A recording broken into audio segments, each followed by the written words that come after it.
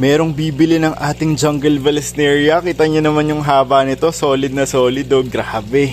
Hi guys, Vince here and welcome back to Drip. Ride Tubi, Ride Tubi, Ride Tubi. Ano pang hinihintay mo? Add to cart ni Drip, checkout mo na yan. Siyempre, una natin gagawin ay magbabanlaw tayo ng kamay para kung meron tayong mga lotion, may mga pabango, bago tayo magkaukaw dun sa tubig ng ating pond, dapat malinis ang ating mga kamay. Nag-prep na ako ng mga lalagyan, tsaka ng plastic papaglagyan natin ng ating mga halaman. Punta na tayo dito sa ating pond. Nandito tayo ngayon sa ating drip plant box and kita nyo naman yung growth ng ating red Reuben. Yung halaman na yan ay available ngayon sa Drip by Vinci.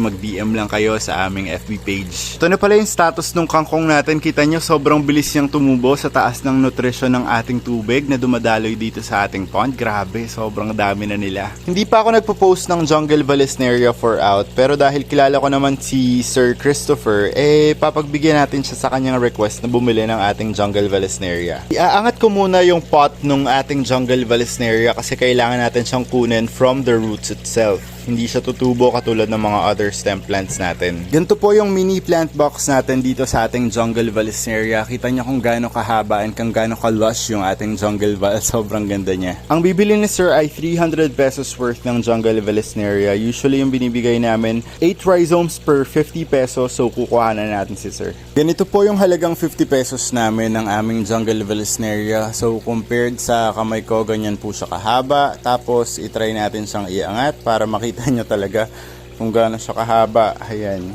Sobrang haba po ng ating mga jungle valesneria dito sa Drip by Vinci. Gagawin ko, magpe-prep lang ako ng 300 pesos worth ng jungle valesneria, tapos babalikan ko kayo. Ito na po yung 300 pesos worth ng ating jungle valesneria. So, ganyan po siya kadami. Ngayon, sabi ni Sir, pagsama-samahin ko na lang daw and malapit lang naman din siya. So, mapipick up na to agad-agad. Again, thank you so much kay Sir Christopher sa pagtangkilik ng ating mga jungle val. Meron pa kami ditong mga iilang jungle val pero hindi ko alam kung kakasya pa to. If you guys are interested sa ating aquatic plants, DM lang kayo sa aming FB page, Drip by Vinci. Same name lang po. Antayin ko yung mga DM nyo.